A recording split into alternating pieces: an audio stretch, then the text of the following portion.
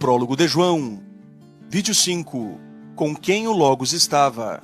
Antes de especificar quem o Logos era, João nos informa com quem ele estava. No princípio era a palavra, e a palavra estava com o Deus. Para que possamos entender corretamente o que João quis dizer, e principalmente o que ele não quis dizer, é importante entendermos a doutrina da Trindade. Na Trindade não há dois seres divinos, dois deuses iguais, mas apenas um único ser divino, a quem chamamos de Deus. Muitos trinitários não entendem sua própria crença e, sem perceber, defendem, usando o prólogo de João, a crença em dois deuses eternos. Por exemplo, muitos trinitários dizem que o Logos era igual a Deus, ou que o Logos era da mesma natureza de Deus. No entanto, isso é a mesma coisa que dizer que existiam dois deuses. Algo que precisa ser esclarecido para os trinitários é que, na crença trinitária, não existem três seres, três pessoas distintas da mesma natureza. Isso não é Trindade. Na Trindade existe apenas um único ser chamado Javé ou Jeová. O Deus Javé seria um Deus trino. Isso quer dizer que existiriam três pessoas, três consciências, três mentes, que são este mesmo único Deus. Mas não seriam três deuses, nem três Javés ou Jeovás. Na Trindade existe certa pluralidade e distinção em termos pessoais, tais como Pai, Filho e Espírito Santo. Porém, não existe nenhuma divisão ontológica entre tais. Quer dizer, não existem três seres distintos na Trindade. Apenas um ser divino chamado Javé. Esta é a doutrina da Trindade. Quando falamos em divisão ontológica, nós nos referimos a uma separação de seres entre Pai e Filho. Isto é, na Trindade, Pai e Filho são exatamente o mesmo ser divino. No entanto, se há divisão ontológica entre Pai e Filho, então Pai e Filho são dois seres divinos. E esta última é a crença das Testemunhas de Jeová. Quando os trinitários dizem comumente que Pai e Filho são duas pessoas distintas de mesma natureza, eles não percebem que estão defendendo pleno politeísmo, pois duas pessoas distintas de mesma natureza equivalem perfeitamente a dois deuses. Eu vou explicar melhor. Digamos que existam três pessoas distintas de natureza angélica, ou seja, de mesma natureza: Rafael, Miguel e Gabriel. Estas três pessoas possuem a mesma natureza, a saber, a natureza angélica. Cada uma dessas pessoas é perfeitamente angélica. Responda: quantos anjos existem nessa ilustração? Qualquer pessoa racional dirá: existem três anjos. Sim, exatamente, porque três pessoas distintas de mesma natureza ou de natureza angélica equivalem perfeitamente a três anjos. Da mesma forma, três pessoas distintas de mesma natureza, de natureza divina no caso, equivalem perfeitamente a três deuses. E com todo respeito, não é a sua faculdade de teologia que vai mudar isso. Portanto, dizer que existem três pessoas distintas de mesma natureza é dizer que existem três deuses iguais. Assim, para que exista apenas um único Deus, conforme o trinitarismo, não pode haver separação ontológica entre as pessoas da Trindade. Você assistirá agora uma explicação sobre a Trindade, dada por William Lane Craig, um dos mais famosos apologistas e escritores cristãos. And I think a good analogy for the Trinity is the mythological dog that guarded the gates of Hades in Greek mythology named Kerberos. One of Hercules' tasks was to go and capture Kerberos, who guarded the gates of Hades. Kerberos was a three-headed dog.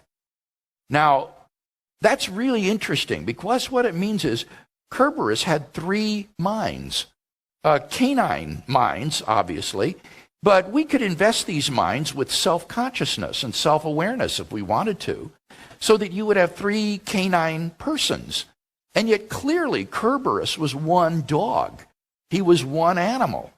And these three minds had to work cooperatively in order for Kerberos to be an effective guard dog. So it seems to me you have a very nice analogy here of three persons in one being. Esta analogia explica alguns pontos que os trinitários desapercebem. Embora o cérebro possua três mentes distintas, a distinção e a pluralidade existe apenas nas mentes, ou em termos de mentes ou pessoas do cérebro, não no cérebro. Ou seja, o cérebro, como identidade, é o conjunto total. Isto é, quando me refiro ao cérebro de modo genérico, Eu estou me referindo ao ser total, não apenas a uma das mentes do cérebro. Se eu quiser fazer uma separação das mentes do cérebro, então eu devo usar termos que são próprios das mentes do cérebro. Por exemplo, a mente 1 do cérebro disse a mente 2. No entanto, eu não posso fazer nenhuma distinção em termos de cérebro, somente em termos de mentes, pois a separação somente existe em termos de mentes e não em termos de cérebro. Da mesma forma, na Trindade não existe distinção em termos de deuses, que em grego é theos, apenas em termos pessoais. Os termos pessoais são Pai, Filho e Espírito Santo. O Pai não é a mesma pessoa que o Filho, são duas mentes, duas pessoas, mas eles são sempre o mesmo Deus na Trindade. E é aqui que muitos trinitários não conseguem entender o ponto. Se o Pai e o Filho são sempre o mesmo Deus, então não pode haver uma divisão de divindade na Trindade, nem em termos de divindade. E então surge a pergunta: com quem a palavra estava? Leia comigo João 1:1. No princípio era a palavra, e a palavra estava com o Deus. Raciocine comigo. Com quem João disse que a palavra estava? Com o Pai ou com o Deus? Ele disse que o Logos, ou a palavra, estava com Deus, não com o Pai. Isso quer dizer que João fez uma distinção entre o Logos e Deus em termos de Deus, e não em termos de pessoas, tais como Pai, Filho e Espírito Santo. João poderia muito bem ter dito: no princípio era a palavra, e a palavra estava com o Deus Pai, e ambos eram o mesmo Deus. Se João tivesse dito isso, o assunto estaria resolvido. Haveria duas pessoas e um só Deus. No entanto, João fez exatamente o oposto daquilo que nós esperaríamos de um trinitário. João disse que a palavra estava com o Deus e não com o Pai. A separação feita por João entre o Logos e Deus foi em termos de theos, em termos de Deus, em termos de divindades. João descreveu uma pluralidade de seres divinos, de divindades. Ele não fez uma separação de pessoas e uma união de divindades, uma fusão de divindades. Ao contrário, ele fez uma separação de divindades. Então nós temos aqui duas alternativas. Ou a palavra era o próprio Deus com quem ela estava, ou a palavra é outra divindade, separada, um Deus, um ser divino. Não há alternativa, pois pense um pouco, na Trindade existe apenas um Deus. Se a palavra era Deus, então a palavra é esse único Deus que existe. Certo? Mas se a palavra é esse único Deus que existe, então com quem que a palavra estava? A palavra estava com a palavra? Alguns talvez tentem afirmar que o Deus com quem a palavra estava era a pessoa do Pai. No entanto, a Bíblia diz outra coisa. João poderia muito bem ter usado o termo pessoal, Pai, a fim de separar somente as pessoas. Mas ele fez justamente o contrário. Ele separou divindades e não pessoas. Portanto, se existe apenas um Deus, e a palavra estava com este um Deus, a palavra tem que ser este único Deus com quem a palavra estava, se a palavra é Deus. Do contrário, nós temos dois deuses, e não um único Deus. E não é a sua faculdade de teologia que vai mudar isso. Portanto, há duas possibilidades apenas. Ou a palavra era aquele próprio Deus com quem ela estava, ou a palavra era um Deus, um ser divino. Alguns talvez digam que a palavra era da mesma natureza de Deus. No entanto, isso é a mesma coisa que dizer que existiam dois deuses. Nós não estamos argumentando em termos de igualdade, de natureza, mas em termos de separação de seres. Existe uma separação aqui, feita por João, em termos de theos, em termos de Deus, não em termos de pessoas, tais como Pai, Filho e Espírito Santo. Portanto, se João optou por dizer que a palavra estava com o Deus, em vez de com o Pai, algo que ele poderia ter feito, então João fez uma separação entre a palavra e Deus em termos de divindade, não em termos de pessoas. E sendo assim, ou a palavra era aquele próprio Deus com quem ela estava, ou a palavra era um Deus distinto. Agora pense, se João separou a palavra do Deus Supremo em termos de divindade, por que é que as testemunhas de Jeová não podem fazer o mesmo dizendo que a palavra era um Deus? Pessoas inteligentes e amantes da verdade entenderão que não faz sentido estar com Deus e ao mesmo tempo ser o próprio Deus. Portanto, a palavra não poderia estar com Deus, com o Deus Supremo, e ser aquele próprio Deus com quem ela estava. Isso é um absurdo lógico. Mesmo que alguém argumente que a palavra era divina e igual ao Deus com quem estava, surgirá outra pergunta. Afinal, a palavra era o mesmo ser divino com quem ela estava, ou ela era outro ser divino?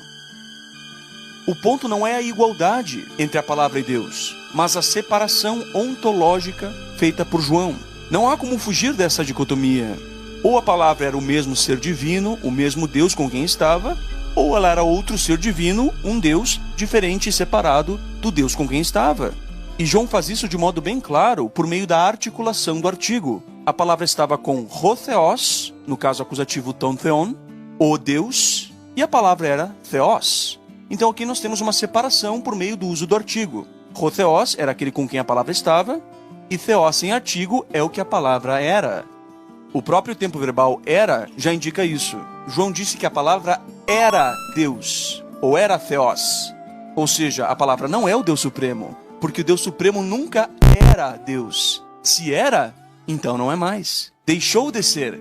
O Deus Supremo nunca era. Ele é, sempre no presente. Se a palavra era Deus, então ela deixou de ser. E se ela deixou de ser, isso tem a ver com a natureza dela, e não com a sua identidade. Ou seja, quando se diz que a palavra era theos, isso tem a ver com aquilo que a palavra era, e não com quem a palavra era. Entendeu o ponto? Se tem a ver com aquilo que a palavra era, então a palavra era divina, uma divindade, um Deus, mas não o Deus Supremo.